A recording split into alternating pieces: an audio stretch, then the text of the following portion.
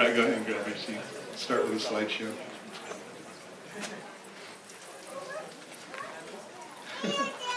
I love you.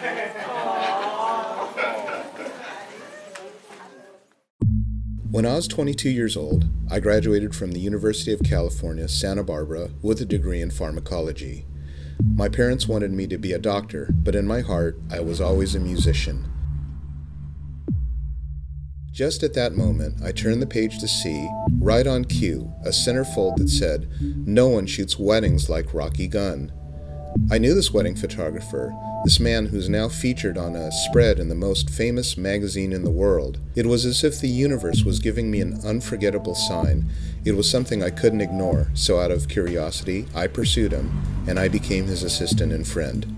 Eventually, he trained me to become a wedding photographer, and I would go on to have the career that he envisioned for me.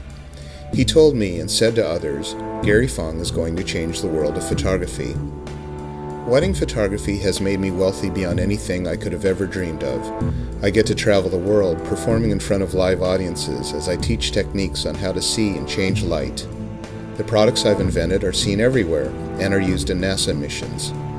The photo lab I started, Pictage, became the largest online digital pro lab in the country, and having started with just a handful of employees, we eventually created jobs for over 150 people and sold the company for $29 million. Who knows what would have happened to me had I not seen that Life magazine article that afternoon.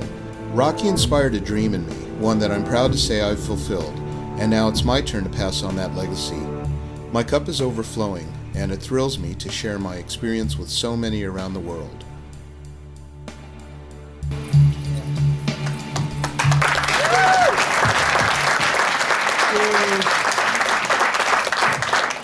Thank you, everybody. It's so awesome to be here.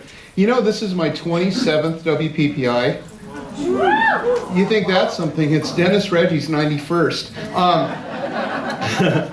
But during that time, you know, I've seen a lot of changes in the industry. And one thing about WPPI is it is a hollowed institution.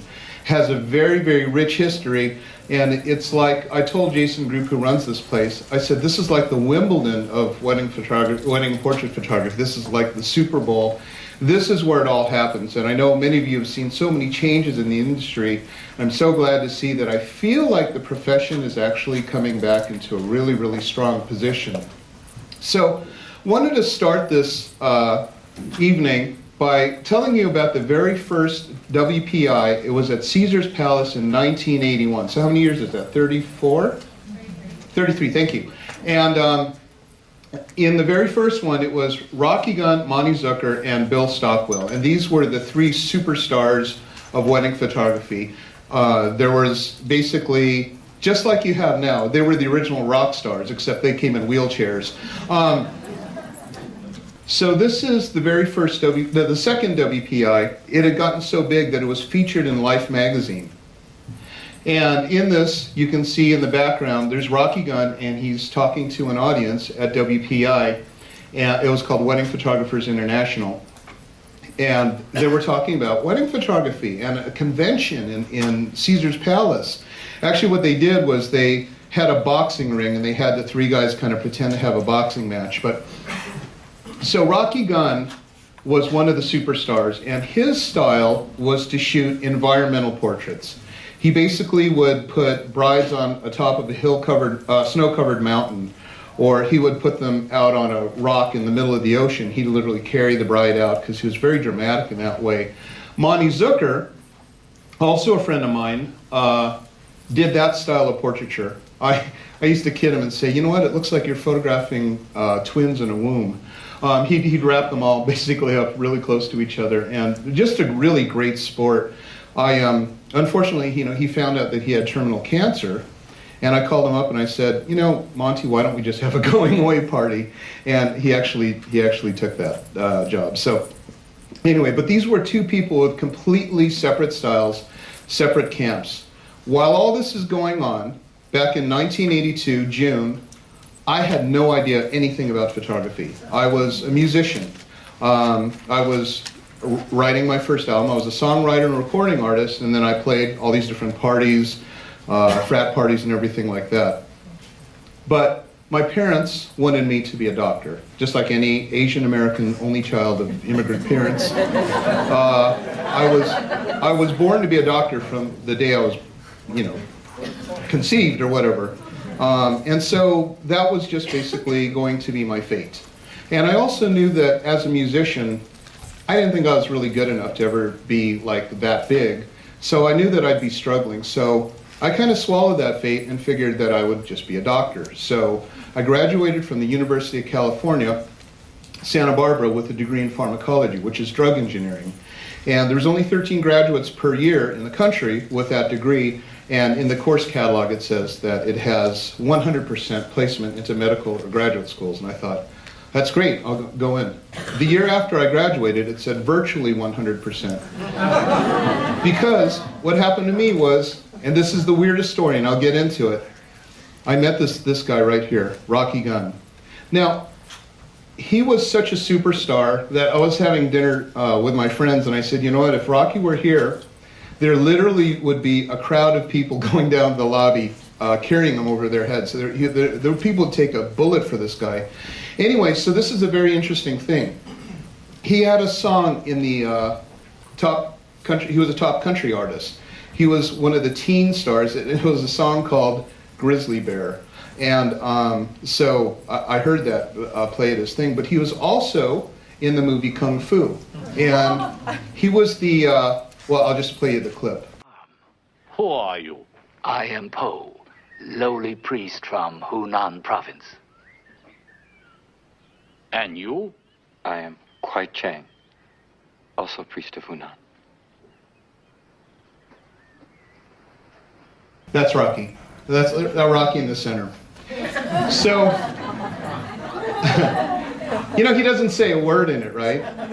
It's kind of funny because there's all this stuff going around and all he can do is nod because they didn't want to pay him more. As part of the guild, you have to not say anything and then you can stay being an extra.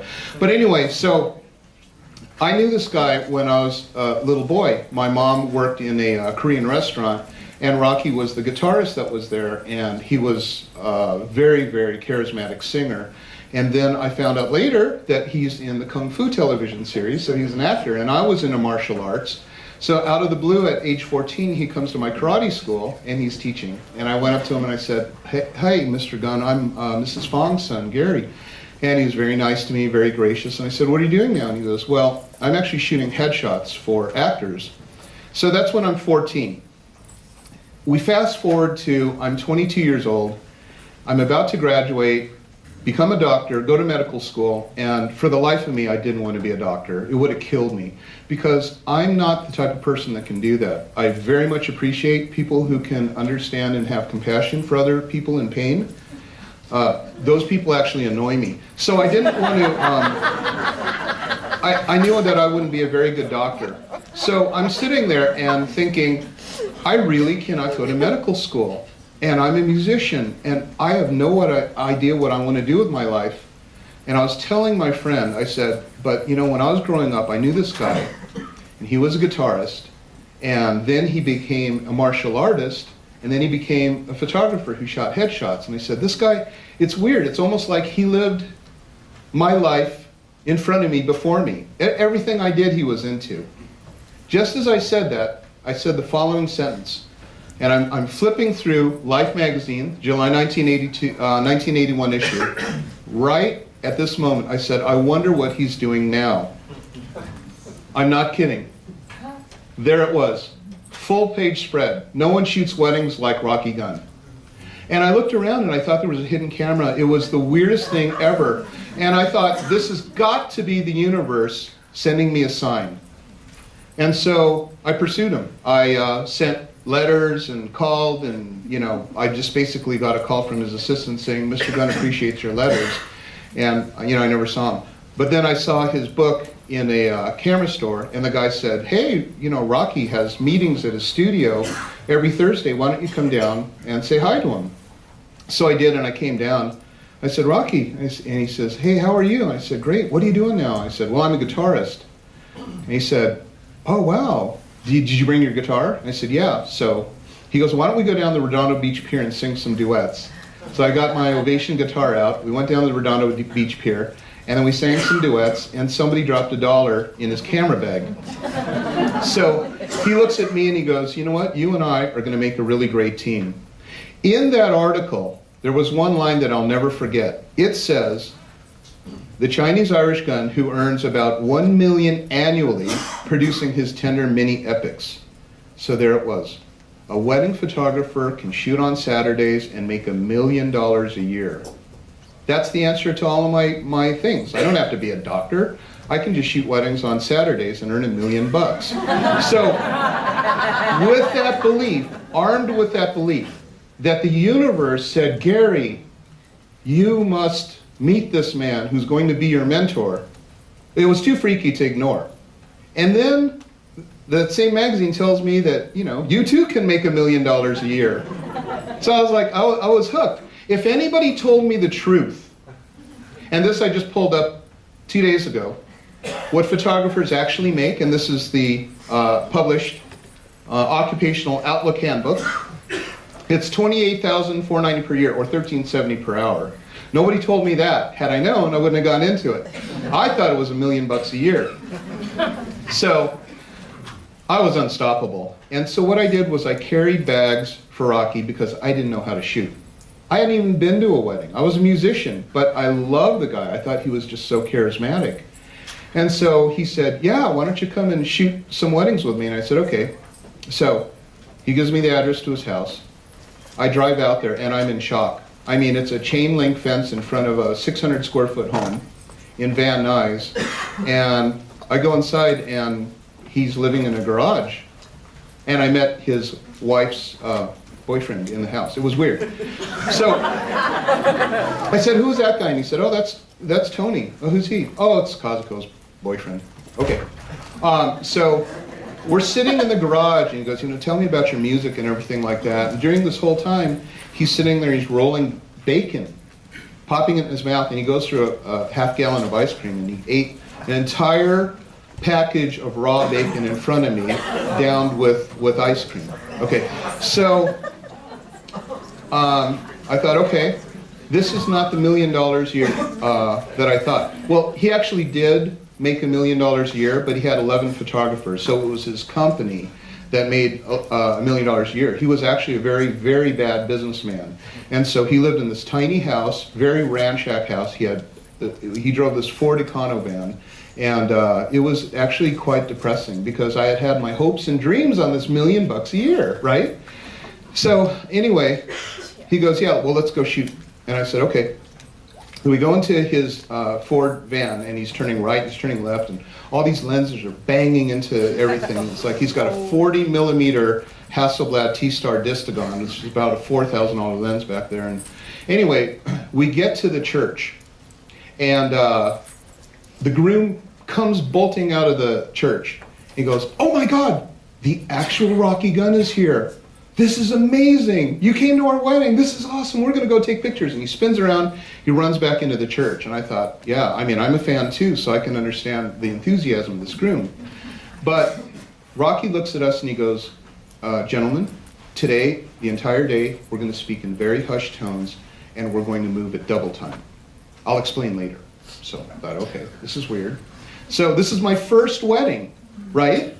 Because I'm an only child and I didn't really have a lot of friends, so I didn't go to weddings.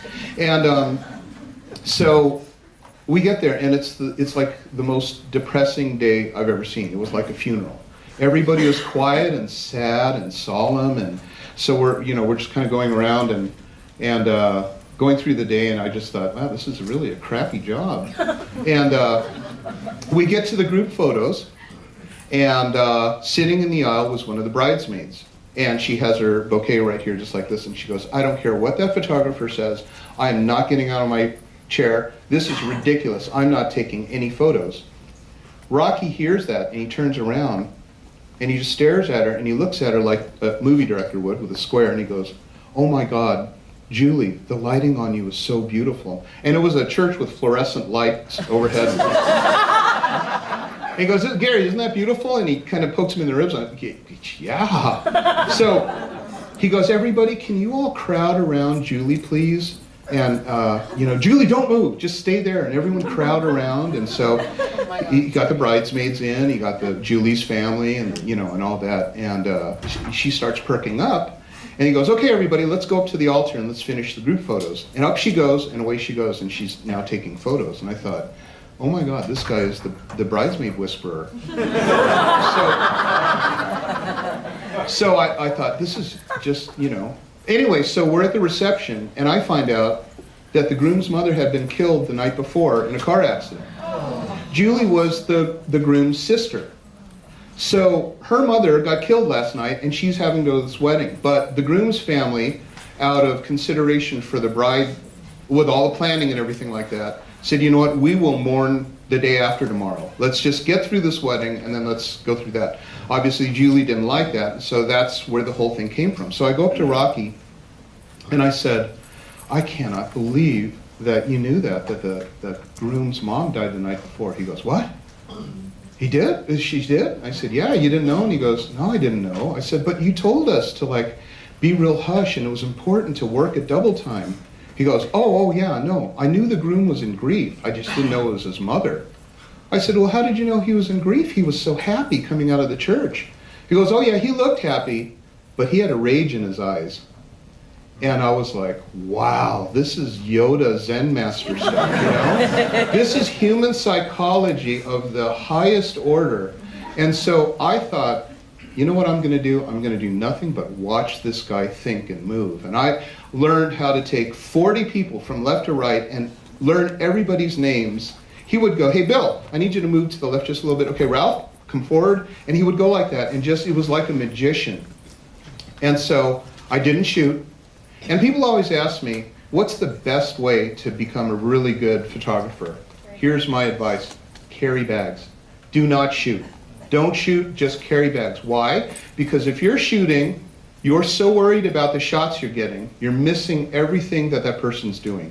The way that person interacts with the clients, the way the person finds the background with a beautiful open shade and the gorgeous lighting that comes off the terracotta floor that gives everybody that warm glow. Why did they choose that? Ask them, And so not only did I not shoot because I didn't know how, but it was just amazing to watch what was going on. So I went to this other wedding, and we're at La Venta, and the bride's mother comes up and whispers something to her ear, and she just loses it. Absolutely starts screaming and crying and every obscenity. She threw her bouquet down and started stomping on it. And I thought, okay, we got a dead groom's mother, and now we got a bride stomping on her bouquet, and this is really quite something. What is Rocky going to do? Guess what he does? Cracks his knuckles and goes, boom, hits her right in the solar plexus. She's bent over like this, and a little ball of drool's coming out. And he goes, okay, I need you to just breathe. Okay, we're going to stand up slowly. Take in air into your lungs. Straight up. Okay, big breath. And she goes, oh my God, thank you, Rocky.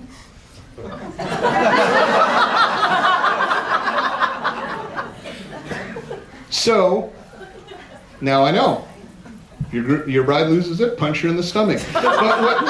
So I asked him why he did that, and he said, she needed a timeout. And I didn't hit her hard. What I did was I hit her in the solar plexus, which blocked her air, and it made her not able to breathe, and I helped her breathe again. So it was just an amazing thing. But I learned so much from him, and he became my friend, and I just thought, oh my God, this Life magazine really spoke to me. The universe is right. This is my destiny. I'm supposed to be a wedding photographer. And Rocky, I'm going to dedicate my life to being your photographer. In fact, I'm leaving the university, and I'm not going to finish my last year. He says, no, don't do that. I said, what?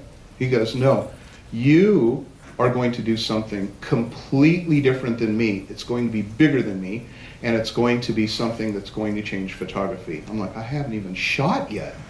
But I don't know why he said that or why he knew. But he told me that I was going to come up with my own approach and that it would change wedding photography.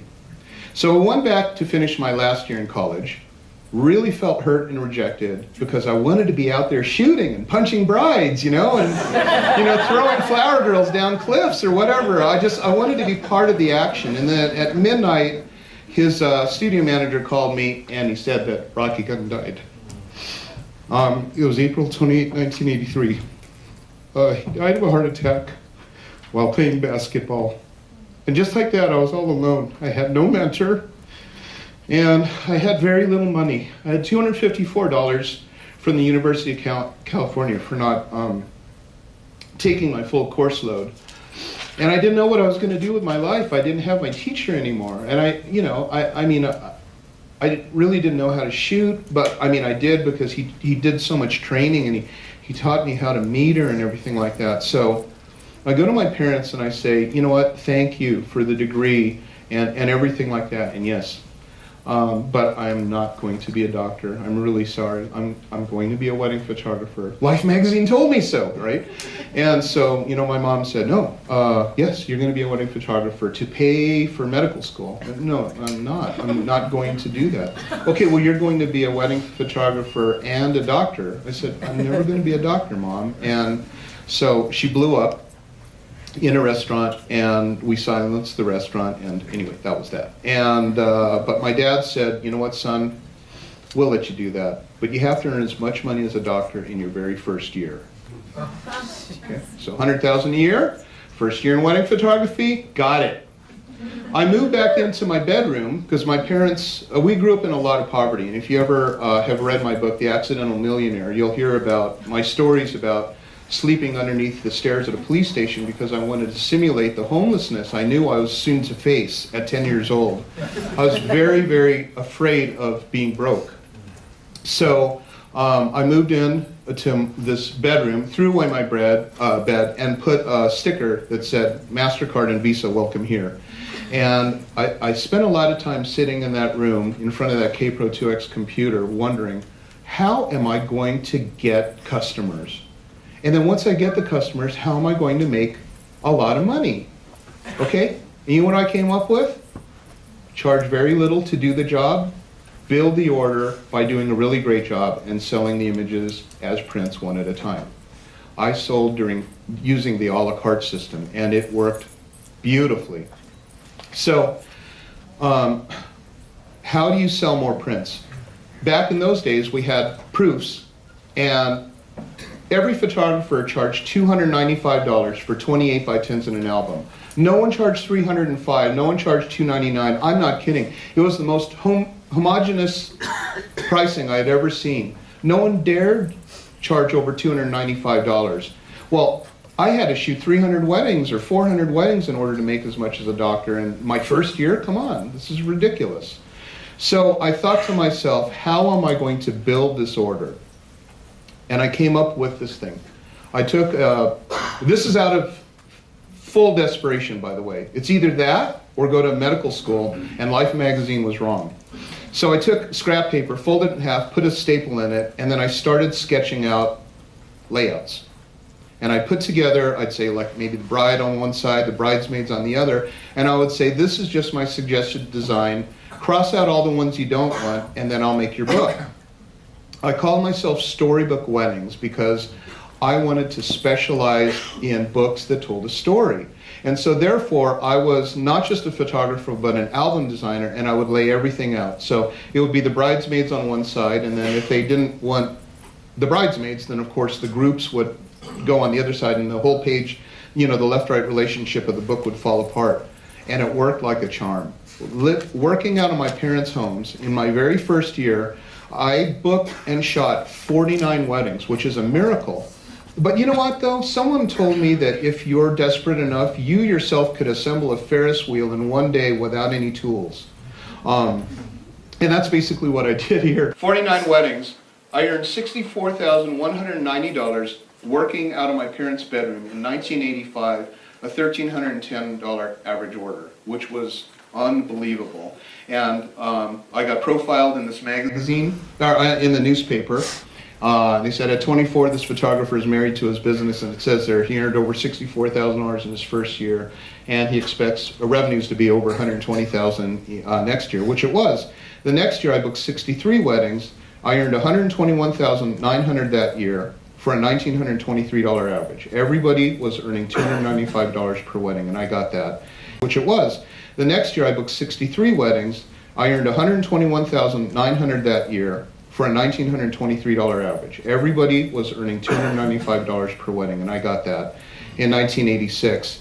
That's equal, and then after that I moved out of mom and dad's house, and that's equal to probably $300,000 a year now, in my second year, living with my parents, and this is what I look like. I didn't shave until I was 30. I don't think my voice even changed, but I went on tour with Art Leather, and I was touring the country, giving seminars, and I packed the houses by it. This was really weird. Everybody thought I was Hanson Fong, who was a very famous photographer at the time, and of course I wasn't, so I couldn't understand why. I was just filling up every city. But I went around the country, 19 cities in the first year, teaching this little thing about, doing the little storybook things. And then eventually, my business kept growing and growing until my wife went into our warehouse, which I still keep, which is next to my old studio, and she saw my phone system. It was 6 lines, and she goes, "You were just a wedding photographer. Why'd you have 6 lines?" And I said, "They're all on hold." And I forgot which year it was, I think year 16 or something like that, 42 weddings, I earned over $750,000 by myself as a wedding photographer.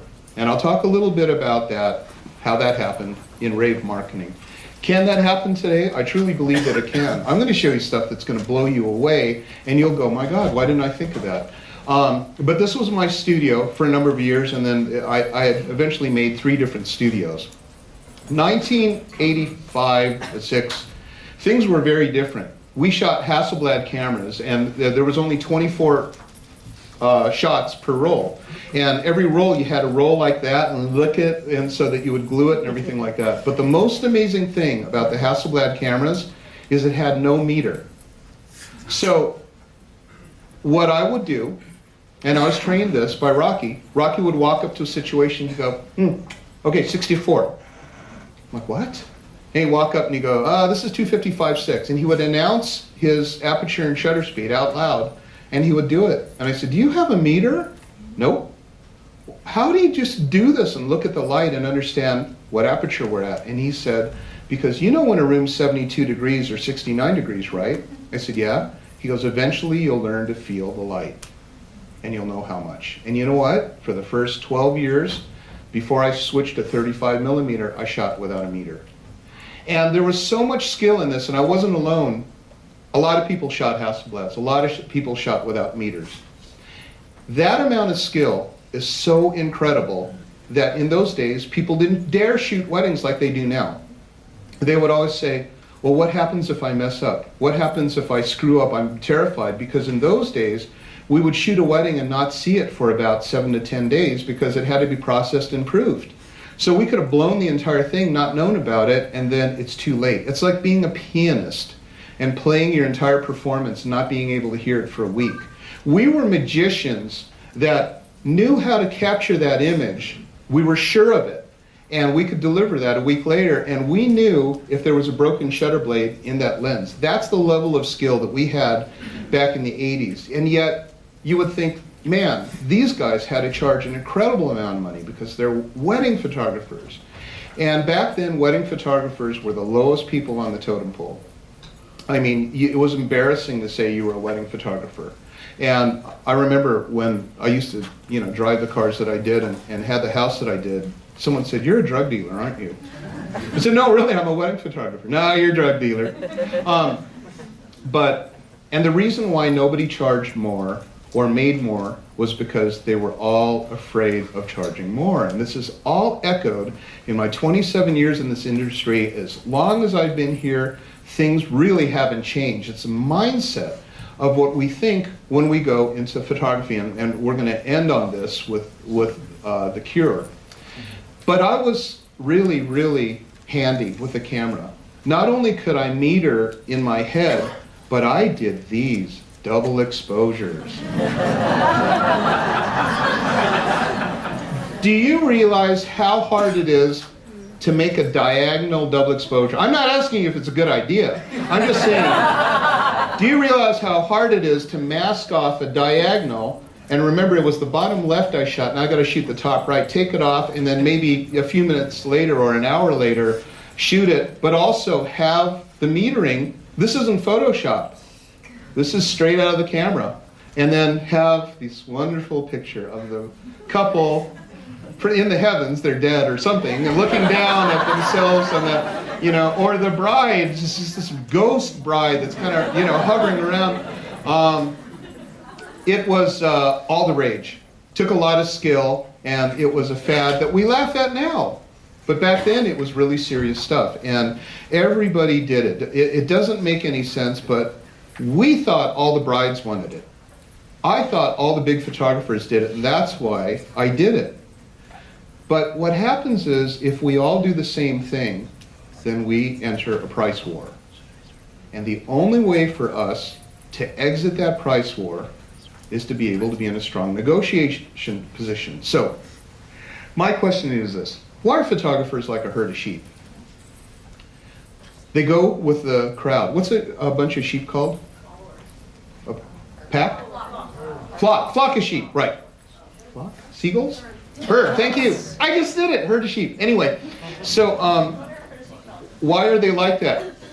Because they want to be accepted. Let's think about that. Why do you shoot Canon or Nikon? It's because you saw somebody else do it. Is that not true? Why do you do Photoshop actions? Because you saw someone do it and you think the brides want it. Or why do you give out your digital images? Why do you give out a DVD? Because the brides want that. Okay, I'll accept that. But it's really because you don't want to be rejected. And also because you want proofs that something is going to work. And you want someone to forge ahead of you to carve the path so that you can do the same thing. And then what happens is you become an imposter. But the biggest reason is because you're intimidated by what the experts do. That's why we're here at this convention, by the way. We want to see what the big boys are doing. And what are we going to do? We're going to figure out how they do it, we're going to take it home, and we're going to do that exact same thing. Well, I understand that pressure. Because intimidation in photography is really quite something. You know, you've got your superstars, and you think that they have all these magical powers and everything like that. And so I was in this odd situation of having the same last name as a very famous photographer, Gary Fong. And so not only, you know, did I fill up all of my speaking rooms, but one year I went to the Hawaii State Convention. There's 650 people, and I was a judge in print competition. So, you know, I'm there to give a seminar, and they go, well, you know, Mr. Fong, aren't you joining us with the print competition? I said, okay, fine. I have no idea. I've never been to a print competition. I don't know how they work. I don't know the rules. So we sit down. It's me, Don Emmerich, and Larry Pierce, esteemed photographers. You know the PPA people with all those bars on their neck and the medals? They had that, and I had a T-shirt. And so they announced to this large crowd, you know, we have 3 master photographers here, and they're the highest level of judges that we could ever muster. And I'm like, excuse me, I'm not a master photographer. You're not? Aren't you from San Francisco? Gary Fong? I said, no, I'm Gary. And they go, oh God, oh God. Well, do the best you can. So they give me this, a 10-key pad with a wire, okay? And it's a box, and so they turn the first print. And it's a black and white print of a little 6-year-old girl. She's pretty, and she's got a floral lei, and it's got a mauve mat around it, you know? So I thought, oh, that's pretty. She's smiling. Scored it 100. All of a sudden there's, and I hear, we have an automatic challenge, average score 69.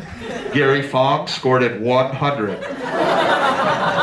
So Don Emmerich and Larry Pierce just go to tear me to shreds. You know, they're like going, this breaks all the rules of photography. There's no impact. That's rule number 1. There's no composition. You can't put a mauve mat around a black and white photo. That's true. It was really, really ugly. But you know what? I knew that person was in the audience, and I want to hurt his feelings. So I said, that's beautiful, 100, you know. Anyway, I found out that there is what's called an automatic challenge. If you're 20 points away from the others, they challenge you to try to bring your score down. And, you know, so they just tore me apart. I said, fine, 69, whatever. God. I sat there and I did a bunch of math. Okay, so it's 20, so that means if I score everything at 79, then I'm clear between 99 and 59, and that buzzer won't go off anymore. So I sat back in my chair, and every single thing was 79, 79, 79, and I got through it. And the next day I was at one of the socials, and someone came up behind me and said, "Thank you for liking my print." And it was sweet. And I was the laughingstock, and what was the unfortunate thing is my seminar was the next day. So it's just like, wow, who's this buffoon? He doesn't know photography, and he's supposed to teach us photography. But the result of that was that I was intimidated by what the experts did. And that's the hardest thing to break out of. It really is. It's hard to carve your own path and say, I'm gonna do my own thing. And this is where fads come from. So I've collected the top 10 photo fads that I've seen come and go. You'll love these. The first one, well, it's in there, but the old-time Western photo. Hey now, remember those? You'd go in and you'd wear the outfits and they'd sepia tone it, and that was actually a very viable business. There were people in studios and they made money at it, but again, as we look back at that, we laugh because it's trivial and it's funny and it's like wearing a mullet. It's old-fashioned. Glamour shots, huge thing. Man, oh man, if you were on AOL back in the 80s, every woman's profile picture was a glamour shot.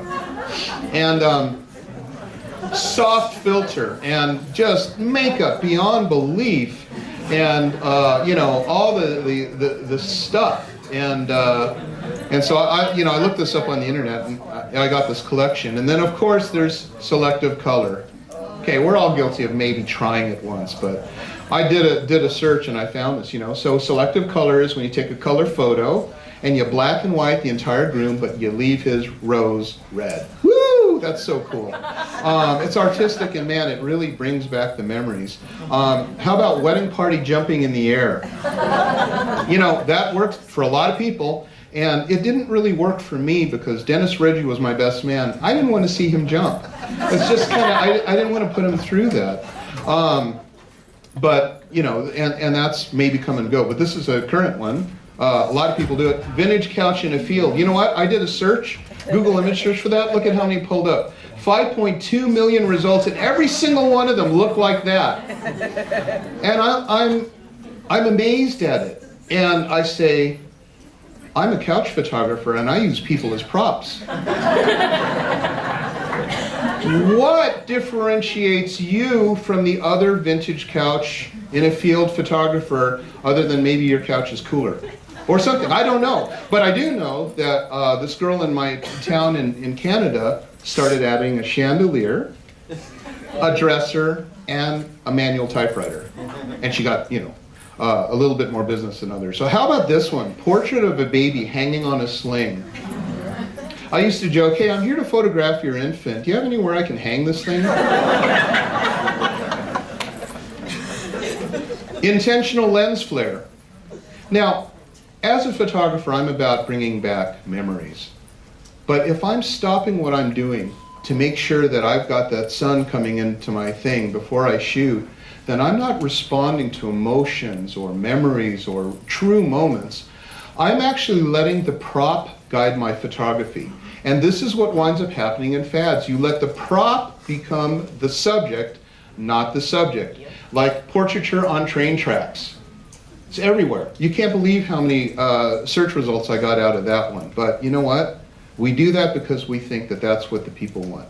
Or we do that because we think that that's what the experts do, and we follow into that path. The trash the dress session. I've never understood that one for the life of me. I got two brides on fire.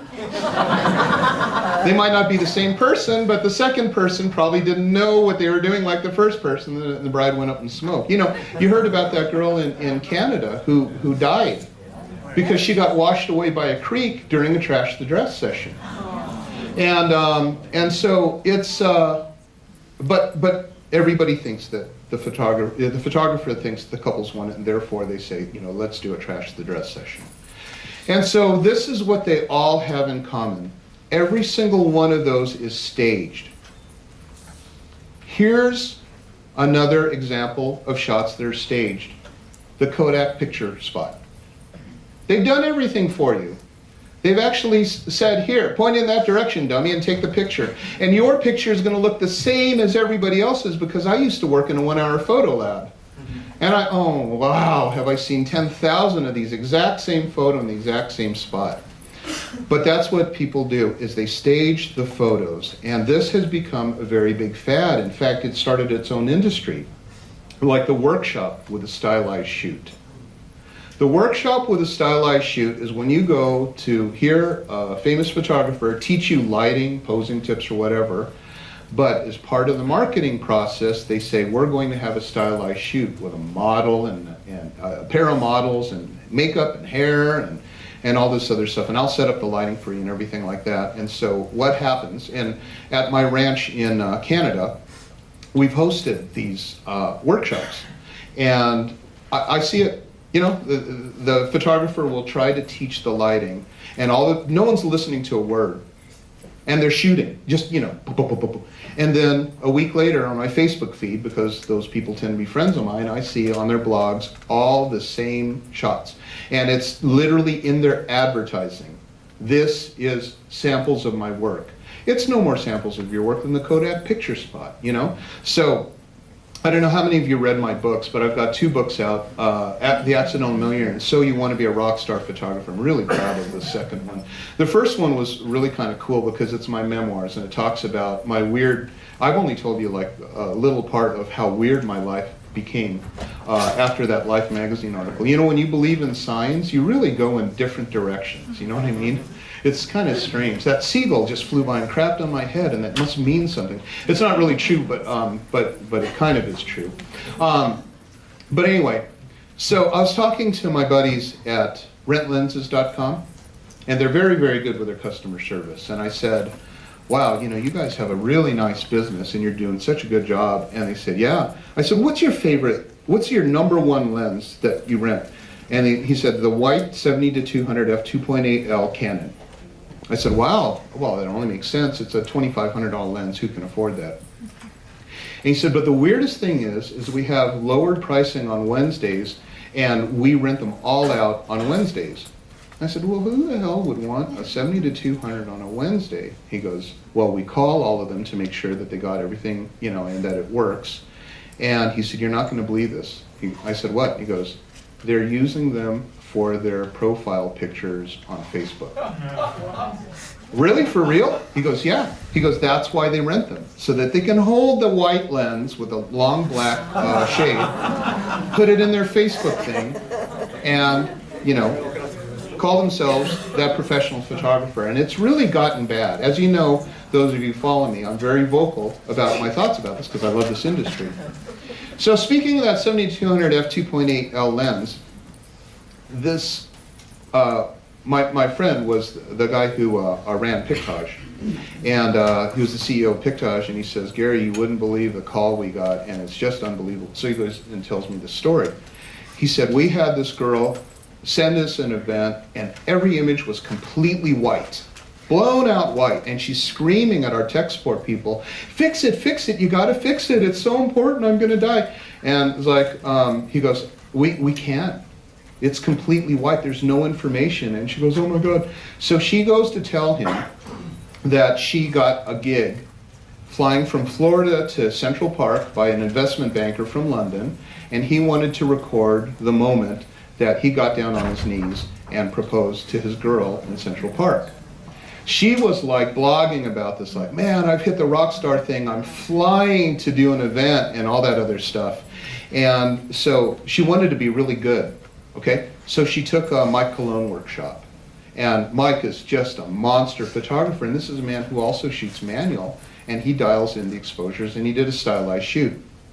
So this girl goes, and Mike says, I shoot in manual because it's the best. It gives me the most creative possibility, and then I also shoot in RAW because with RAW, I can pretty much fix anything. Okay? So that's all she heard. So she goes out to Central Park. Instead of using the program mode that she so, brilliantly relied on in her year as a professional photographer, I went to Mike Cologne's workshop, P to M. Midday sun, Central Park, 1/60th of a second at 2.8. ISO 400, bang, bang, bang. She looks at her screen and goes, ooh, that's really weird. They're white. There must be something wrong with my screen. Oh, God, that's a really cool moment. Oh, he's on his knees, blah, blah, blah, blah, and it's all, every shot is completely blown out. So she calls up Pictage and says, you gotta fix it. What do you mean you can't fix it? I've heard that RAW fixes everything. That's what she heard. Shoot in manual, it's the best. RAW fixes everything. And so this is the danger that people come into when they're uninitiated about the professional photographer. And that's why I wrote the book, So You Want to Be a Rock Star Photographer. Because you can damage the public. That guy's never going to be able, can he stage that thing? So, okay, can you put your hand over your, and yawn a few times so we get some tears to your eyes or something like that? That's a memory, it's not coming back. And as a professional photographer, that's where we shine. Because you give me a camera, and I'll shoot 99 out of 100 will come in perfect. But I give my camera to somebody who's maybe in the casino, and they have them shoot, they'll look at it and go, ooh, something went wrong. And then they'll try to fix it, and it just keeps getting worse, right? So, but what happened with digital photography is that people wanted instant celebrity. They started to see all these people with these cool lifestyles, and these girls that wore, Manolo Blahnik, whatever, heels, and sequin tops, and lived this rock star lifestyle, rode in limos or whatever. People want instant credibility, and they even want celebrity, and that's what started to happen to photography, and it was really, really sad. Look at this gem that I pulled up just a couple days ago. Looking to buy wedding photography from Wedding Photographer on Craigslist. Hi, I'm a new wedding photographer, and I'm looking to purchase the copyrights of some good wedding photography to add to my website. I didn't make this up. How about this one? Many of you know about this one. She puts in her website, some of the pictures on the site belong to Wix.com. I do not own the photos. I don't have any rights to them. They are free from Wix.com. And it's her wedding photography website. It's unbelievable. So we, as professional photographers, and everybody comes to me, Gary, what do we do? Gary, what do we do? And I was like, I got to do this program because I know how to fix it. The first thing we have to do as an industry is we got to stop copying. We have to stop copying and just remember that we're just not going to do it. People copy because they want to be accepted. This is the town of copies. This is the town with Elvis imposters, or men who are dead ringers for Joan Rivers. Or what else is an imposter? AstroTurf, or vinyl, or the granite, Formica countertop. Everything about imposters is cheaper. If you can do the moonwalk, the people can say is, wow, you look just like Michael Jackson. But you'll never be Michael Jackson. You'll never earn what Michael Jackson did. You might even do the moonwalk better than Michael did, but you'll never be that because you're imitating. Actually, I do have an exception to that. This is my son.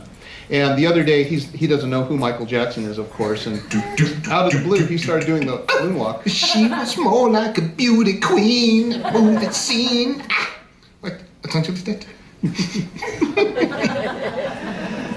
But the truth is when you copy, you create an imitation. And that's the point that you really have to remember. When you copy, when you are also a vintage couch and a field photographer, you create an imitation. I'm a businessman, and I know this is one golden rule about photography is price is dictated by the leverage you have to ask for it. If you want the Eagles to come and play at your wedding, it's $1 million because they're the Eagles.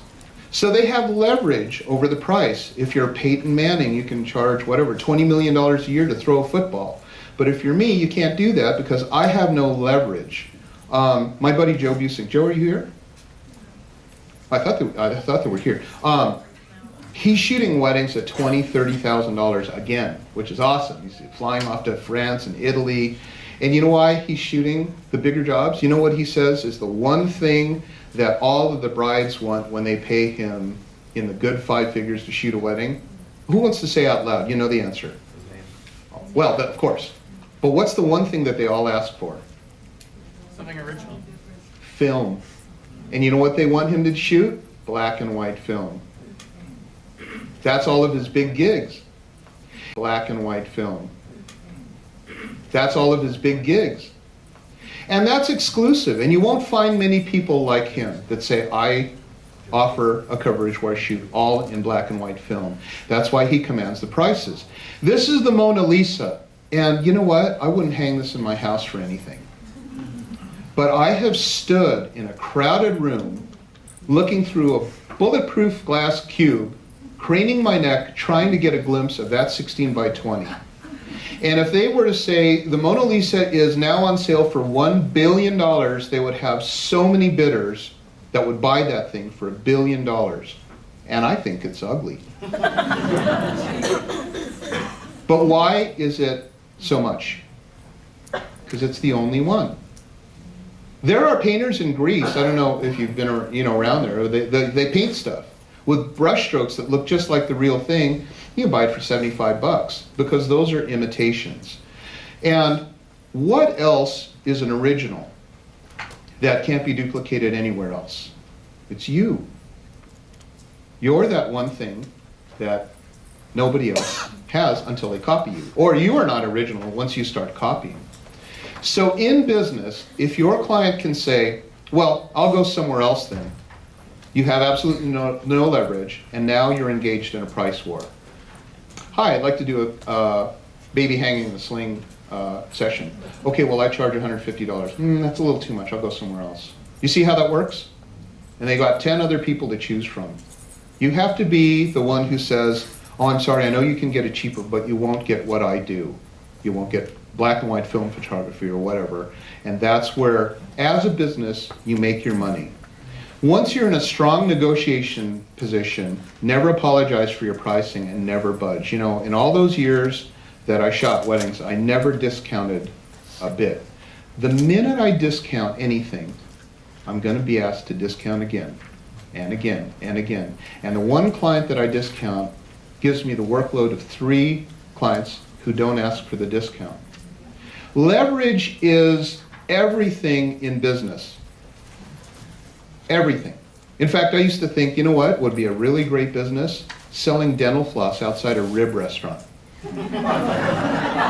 Because you have leverage. If they say, well, you know what, I'll go somewhere else, and fine, go to CVS Pharmacy, but that thing's going to split your brain apart until you get there. But I got flick. You know, we can get rid of that right here. It's dental floss, and it's right here. So that's what we call a strong negotiating position. This is a sentence I suggest that you say. And this is the one thing that's wrong with this industry, is you're afraid of describing your prices. So put this down in your price list, or write it down, or memorize it. My prices are industry standard for a person of my experience and qualifications. This is all in my Rockstar book. That's all you need to say. It's industry standard. Person of my, I'm a tier 1 level captain on American Airlines. Well, we make X number of dollars per year. Second chair, maybe earns half that or whatever. A person with my experience and qualifications, we charge this much. That will help you a lot. But it's not going to help you if you're in a price war. And you're in a price war when you have no negotiating position. You have no negotiating position when you copy others. So now I've left you hanging thinking, okay, wow, oh, great. I have to come up with my own original ideas. Yes, you do. Because everything that I've done that has made me one large success after the other have everything to do with that, with originality. So, where do original ideas come from, and how do I come up with my own, Gary? Well, number 1, don't copy. Okay, so the first thing that you do is just whatever anybody's done, think of it fresh.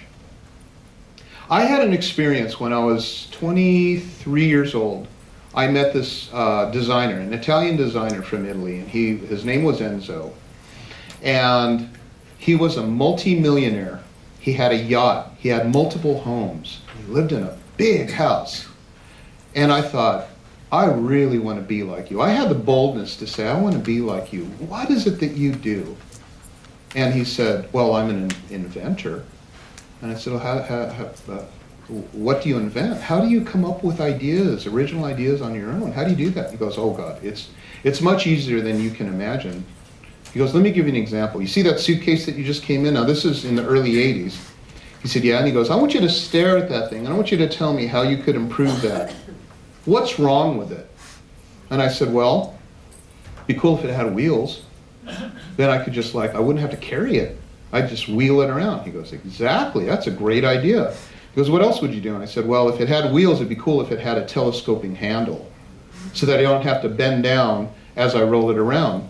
He said, that's a brilliant idea. What else would you do? And I stared at it and I pictured wheels, telescoping handle. I said, I'd put a plastic skid plate on the front so as I'm dragging it upstairs, I really got into this, it wouldn't scuff the fabric. He goes, that's how I do what I do, son. Go take that idea and run with it. Okay? That's my present to you. I was on this goal-setting kick where I had a certain number of things to achieve, milestones, before I got to something else. Because I listened to this guy named Zig Ziglar, and he was all about goal setting. He was a big, speech guy. And so I had a goal of booking 12 weddings that July, and I was 3 short. So I thought, yeah, that's a cool idea with the suitcase and the wheels and all that, but that's phooey. I'm 3 short for July, so I'm just going to let that one go. Guess what happened?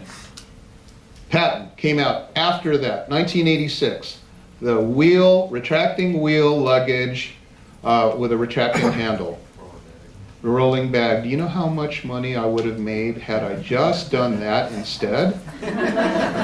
You all would be contributing to my children's education. Well, you actually are already, but so I swore to myself, if I get another idea again, I'm not going to let this go. And a lot of people come up to me and they say, I've got these ideas and what do I do with it? It's like, well, you do something with it, but you don't let it go. You take it as far as you possibly can. And so, or you're a person like me and you live the pain of not being a billionaire because you didn't take this gift that someone gave you at that moment and run with it. So I said, if I ever come up with an idea ever again, I'm not going to let that go. I'm going to run with it. So I had been running Pictage for 19 months, so the most miserable time of my entire life, because I worked 20 hours a day and I slept underneath my desk and we were constantly behind and we were losing $200,000 a month. It was absolutely ridiculous and miserable. And anyway, we finally wound up selling it for $29 million. But I was so unhappy, but I was always the person to yell at because I couldn't fix people's images. And I couldn't fix people's images because they were completely blown out. I was there when we started shooting digital photography, and digital photography was all the rage. And it was like all the shots were blown out, and I couldn't recover them because there was nowhere to recover. This was all completely white, right? So after I retired when I was 42 years old, I moved to the south of France and took up French immersion. And I was sitting there in my hotel room and I thought, that really just bugs me that we're blowing out so many images. And there's a reason for that. The flash is shaped like a flashlight, isn't it? It's got that head to it, and it looks like a car headlight. It's what they call a parabolic reflector. And it was designed in the days when we needed power. And as film became more efficient, we needed less power. The original days, they used to blow gunpowder in order to get a good exposure because the film was so insensitive. It got better and better and better. And with digital cameras now, D4X will shoot at ISO 520,000 or some ridiculous amount like that. I knew that we didn't need to have a lot of power.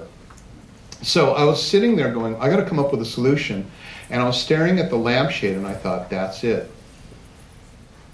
Well, that's what we need. We need a lampshade for photography. And I came up with the light sphere. And the light sphere, you've seen everywhere. It's in NASA missions. If you saw the Sports Illustrated, you probably saw that video of the guy going around with a light sphere. It was just on TV last night. And I think we've sold about 750,000 of them worldwide. It's been quite an amazing thing. So I came up with this idea. I said, let's get a lampshade on this thing. And then I thought, well, I don't know if you've seen the first generation, but I thought we should put a dome on it so that we can shoot forward if we want to. If we're shooting outdoors, we don't need to bounce off the ceiling, and we'll get a nice 5-inch reflector. So I drew something out, and it looked like this. And I went to the plastics guy, and I said, can you make me one of these? And He said, what is it? It's the weirdest thing I've ever seen. I said, yeah, but I think it'll work. And so, I had one made. And the first drawing was very interesting because it looked just like a penis, which it does today. So, and I remember in the drawing, I gave it to him. He goes, oh, I don't know. We're a company of values, and we don't make these kind of things. Rubber. And I started kidding with him. I said, well, okay, fine, but what if you put a hole in the top? He said, oh, now it's even worse. I said, okay, can you put kind of like a vein running down the bottom, make it flesh-colored? And anyway, and the funny thing is of course, we went to make the first generation light sphere. This is generation 5, by the way. It's so much improved over even generation 4. But we made that one, and it was very interesting because it went out, and nobody knew that story but me and the plastics guy. And you know what the nickname is for this thing? Yes, the Fong Dong. Isn't that the funniest thing? And now you know the story, but that's why it was called that. But the idea to me was that we didn't need flash anymore, and I invested about $13,000 to make my first prototype, and it just absolutely took off, which is beautiful news for me, because flash used to be, direct flash is what we call parabolic, and it looks like a car is about to drive into a deer in the headlights. What happened with the light sphere is that the light goes out in a spherical pattern. No matter which direction I point it, it looks the same. And that's why the light looks like a cloudy day when you're shooting indoors. And flash photography needs that. And you need flash photography. People who say they're available light photographers really can't shoot events. Because when you shoot events, you might have a really great moment, but the person's in backlight. Or they've got an exit sign behind them or something. And you're not able to shoot without regard for the light interrupting your shot. So with the light sphere, what I did was I basically took that idea of shooting and direct flash, and here's the example of that. So you see the big shadow behind my subject, and then I put the light sphere on, and what it does is it sends light completely around the room. It's a longer exposure and gives much more beautiful flesh tones. And this is why you see them everywhere, is because simply it works like that. And this is the new invention that I came up with, and so part of this creative thought was me thinking, why can't we make a diffuser that will take the light pattern that comes out of the head, but capture some of it, and light up all of this stuff. So I put these half spheres on here so that they'll all light up and completely fill this guy right there. And so I can shoot vertical or horizontal very quickly with one of these. And this is a $29 device. And again, with all of my diffusers, they won't fall off because I make them very large. And one of the struggles of making very large diffusers is that they could fall off. The first generation light sphere, I used to read on DP Review, someone said, it keeps falling off. In fact, I shot a wedding and it fell off and it rolled all the way up the aisle, and the bride bent down, picked it up, and give it to me.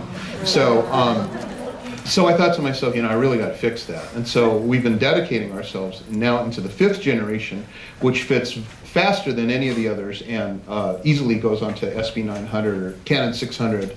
And you pull on it, and it's extremely, extremely tight mount. If you go to comparedifusers.com, what I did was I did a laboratory test of all the diffusers that are on the market, and this is one of my jobs, is to test everything. And so without any bias, I basically set up a shot. You see the girl right there, she's actually squeezing the remote. And I set up a shot with a wide angle lens and whatever diffuser, so we can see the spray pattern and we can see the resulting photo. And if you look at it, you'll see what the difference is between diffusers, and that's a very, very popular thing because you want to buy the right one. One of my jobs is to make the very best one on the planet, and that's what makes my diffusers the market leaders. Part of my job also is to understand cameras, and so I have many of them and many lenses. I have complete Nikon systems and Canon systems, Pentax and Olympus, flashes, the stripe lenses, the Canon, the Nikon lenses. And do you know what I choose for my own use? Sony. Sony first caught my eye when they came up with this flash that did this articulating thing so that I don't have to turn the flash head at all. It's a windshield wiper. And I thought, how cool is that? Shoot vertical or horizontal, it pivots on its own. And I thought, that's really cool. That's really neat engineering. Because somebody said, why do we have to have a flash that when you turn it sideways, it's sideways? Why can't we turn it sideways and have it go over the flash? I thought that was brilliant. So I started to pay attention to Sony, and I started to shoot them. And people, well, anyway, this is the comparison that I came up with on Facebook, and it's quite remarkable. Look at the competitive analysis of this. The Nikon D4S full frame, 16.2 megapixels. Okay, 16.2 shoots at 11 frames per second, $6,499. The Sony A77, 24.3 megapixels, 12 frames per second. Phase detection autofocus goes up to ISO 16,000, not 409,000 like the full frame D4, but look at the price, $799. And to this day, I have all the Canon and all the expensive Nikons. I shoot the Sony because it performs the best. It has the best quality. It has the best focusing system. And if you look at the other ones, Canon EOS 1DX, 18.1 megapixels, 14 frames per second, $6,799. But the Sonys are $799 and $27.99 for the full frame A99. And that to me is remarkable. It makes me think that some cameras in the world are very overpriced. If we can make an $800 camera that outperforms others in certain aspects, then why can't we think of one cheaper? Now I got to show you something. Oh, it's not supposed to say light share generation. Don't read that. But I want to show you something that I did just today. So you know what the Sony does? It has this really cool. You know when you're shooting with your iPhone, there's a little square that follows the head around, right? Why don't we have that for cameras? Like, you know, you're shooting and you have to move the joystick to get the focus point on the eyeball, or you have to lock it and then recompose, or whatever. Why can't we have something that follows the face around and takes pictures in focus? Well, the Sony does because it has a live view in the eyepiece, but it does so much more than that. I want you to see what this does. So just for fun, I put this on my digital recorder, shooting through the camera, and watch what I'm able to do. So I've got the girl coming out from behind, and see how the square's following her face? I lock it. It tracks the subject, and it memorizes her face. Okay, boom. So there's another square going around following the other guy, but guess who it looks at? The girl. And I can move it off the frame. And I can come back and it remembers the girl. That is so crazy. And she can walk toward me and she can do whatever. I'm not doing a thing except squeezing the trigger. If I were to do this with a Canon or a Nikon, you'd see me going like this, crop and refocus, or you'd see me with the joystick moving back and forth. I can lock on a certain thing and it will track that one thing. If I want to lock on another person, I just press that center button again and I lock on another person and it follows that person around. That makes you such a fast photographer, it's incredible. And on a camera that shoots 10 frames per second, it's incredibly fun to shoot like that because you're looking inside the viewfinder and you're able to see the shot. My wife shoots in manual mode, and which sounds kind of crazy, but it's not when you can see the shot in your eyepiece. I'm talking about it's not optical. I'm talking about in your eyepiece you see an electronic image that looks like it's optical because it's an OLED viewfinder and it's so good that it'll actually fool you until you turn it to black and white. And you're actually seeing black and white through what you think is an optical viewfinder. Or you overexpose by kicking up a couple and bring in the backlight, bringing your subject, or whatever you want to do. You can shoot on manual and what I call pre-chimp. You can actually shoot in your eye viewfinder without having to shoot and look at your screen to see what happened. And I love that about it, and it's so much fun. So again, about this thing, what Enzo did is he told me to come up with fresh original ideas. He goes, discard everything you know and start over. Discard what you have come to believe and reevaluate and ask yourself, is this really the best we can do? On this suitcase, is this really the best we can do to have a handle and make you carry it around all the way down the concourse? Or can we put wheels on it and a luggage handle? Same thing with cameras. Do we need to have the optical viewfinder? Can we have it do like your iPhone and track a subject around and expose for that face and focus for that face? How cool is that? So in anything, discard, reevaluate, and that's how you come up with original ideas. Like this one here. I've been shooting videos for the last year very, very heavily. Those of you who've seen my YouTube channel, I've got over 300 how-to videos right now. You know that when you go to the camera store and they sell you an LED thing, what do you get? That panel with all the dots in it, right? And it's very, very harsh light.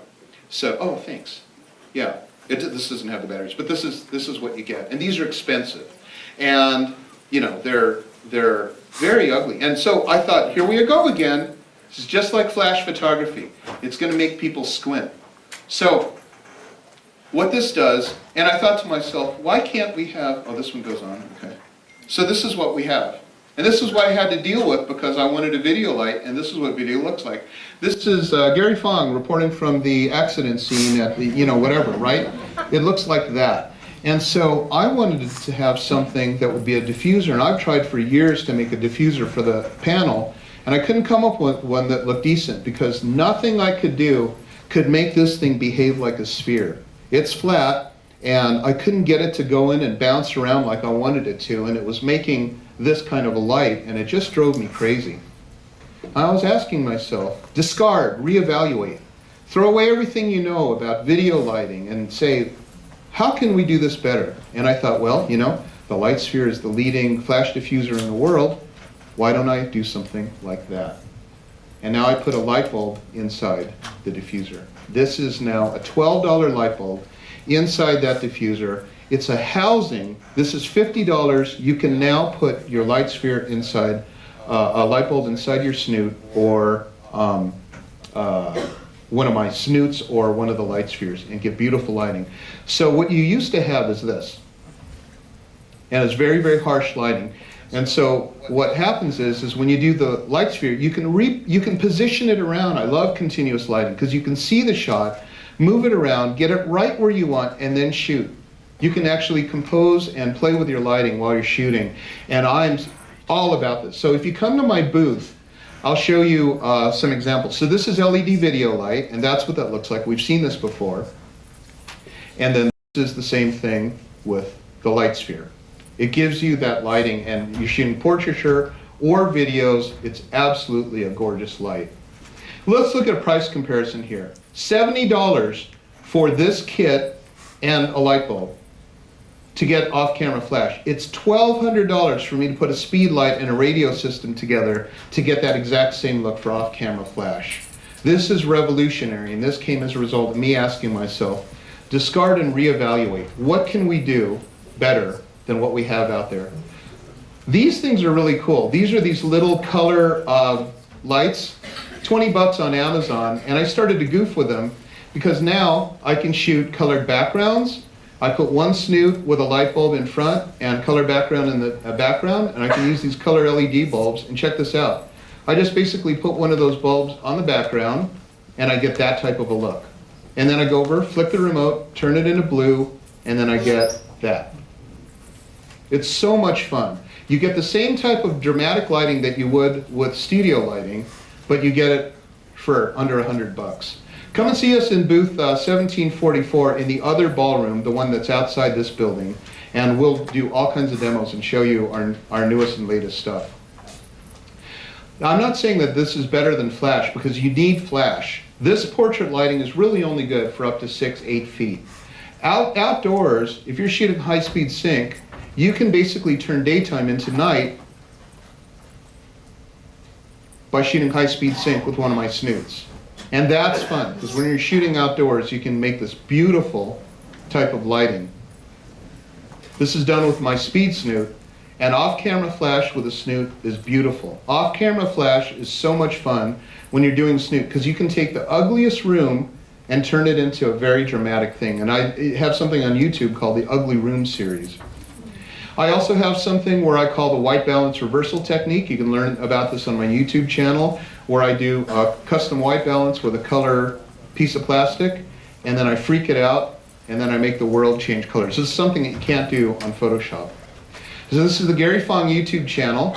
Go ahead and subscribe to it. We've got over 300 videos showing you how to do, I've got what's called the Ugly Room series, flash comparisons, how to do high-speed sync on your flash, things like that. Okay, so let's go back to this discard and reevaluate. In photography, what cannot be copied? There's only one you, as I said, unless you copy others. Okay, so that's fine. There's only one me. But how do you approach an event? If I were to have a sitcom, and we did it twice, but I gave you a camera, you gave me a camera, we would each record that same event completely differently. So avoid staged photos because the photographers don't have the skill to capture a staged event. My work was all about non-posing. In fact, toward the end, I wouldn't shoot a single pose photo. This is a photo by Jessica Clare and Jen Bebb, who shot my wedding. That's my best man, Dennis Reggie. All of the photos that I got bring back memories. Like this is when I saw Melissa for the first time. This is the bride's biggest moment when she sees the the guests standing to see her for the first time. So I became all about sequences and design, and I got to tell you this, we're going back to the albums. This is where we're going to make the money, because when you can get this box and you can open it and you can smell that leather as you open it and pull it out, and you get the slip cover, and it doesn't trivialize your images, like you put them on Facebook, all of a sudden it's got likes and shares everywhere, and you forget all about them. You have all the images in one place in a beautiful leather-bound book, and you create a library, something for your home, and it's really something. This is actually one of our albums that we had a photographer named Amber Holritz shoot our day in the life of our family, and this is a huge market. Let me just explain this just a little bit better. There's a book that I read called Marketing Without Advertising, and it taught me two things. Number one, advertising does not work, so don't advertise. I've never advertised. You won't see an ad for a puffer or a light sphere. But it taught me an incredible thing. If someone uses your business twice, the likelihood of them using you a third time goes up 800%. So the question is, how do we get people to use us twice? We can skip past these, because if we can get a person to refer us twice, they go up 800% for the third time. It's family albums. This is one really great thing. If you can shoot unposed, remember there's only one person who sees the world like you. If you can shoot unposed albums and capture family memories like this, an affluent couple like us would buy this in a heartbeat. This was designed by my friend Amy at Albumesque. So what we did was we had Amber shoot it. She flew out from Tennessee, shot a day, and then we forwarded the images to Amy at albumesque.com. She designs the layout, sends it to the album company, and it comes to us like this. You know what we're going to do? 4 times per year, we're going to make us one of those, and we'll have a beautiful leather-bound library. Now, so some of you go, I'm not really sure about that, so this is my proposal to you. You can't sell anything until you yourself are sold. I'm sold on my products, that's why I can sell it. So let me do a little job here, trying to sell you on this idea of being a photographer that brings back memories.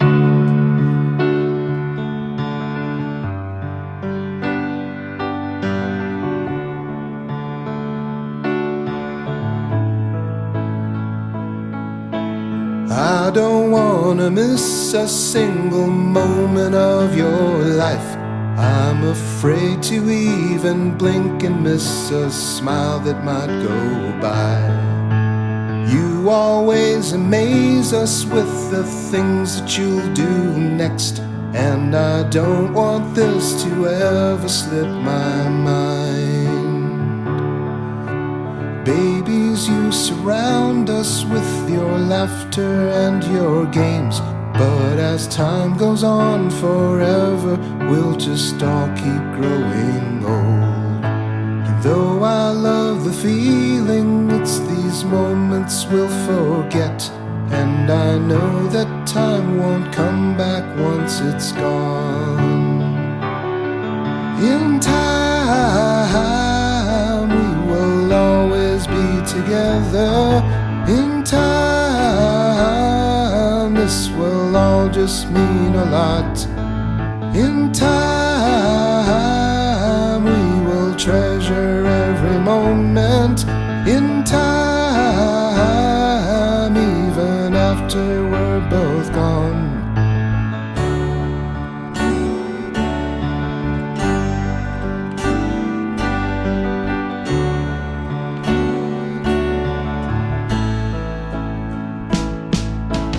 Willow, I'll remember how light you felt on my knees. And Wesley, I just marvel at your busy, pudgy toes. Depuis petit déjeuner jusqu'à l'heure du coucher. Oh my God, it's so much fun to watch you grow.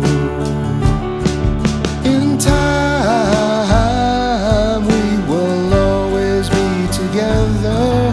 In time, this will all just mean a lot. In time, we will treasure every moment. In time, even after we're both gone.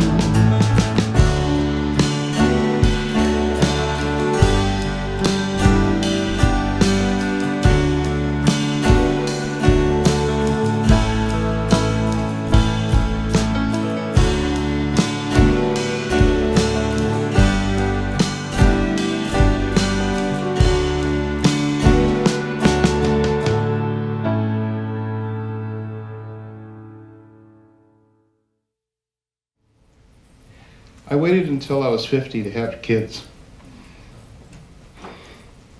I worry sometimes that I'm not going to be able to walk Willa down the aisle. So, we're very big into preserving the memories of us. I remember when Rocky died, I thought, God, there's so much I can control. I can control my future. But nothing I can do can have him sit next to me on a park bench for 5 minutes. There's a website, a friend of mine, John Thiessen, in his thing, he says, you know what we do? We sell time travel. And that is the most important thing that you, as a professional photographer, can do. You don't need to do babies hanging in a sling or antique couches in a field. Do you know what you can do? You can bring back a day for a person who's no longer there. Do you see what I'm saying? You guys can do that. That's your call as a professional photographer. You have the skill to do something like that. My friend Justin, who did that video, Melissa is just the memory keeper of the world, and she brought Justin in to do that, and Amber to photograph our kids. I saw that and I was so moved that I wrote the song. And the song says, in time, this will all just mean a lot. We can treasure every moment, even after we're all gone. That's what you can do as a professional photographer. Bring people back their days. Okay, I gotta go, I get the sign.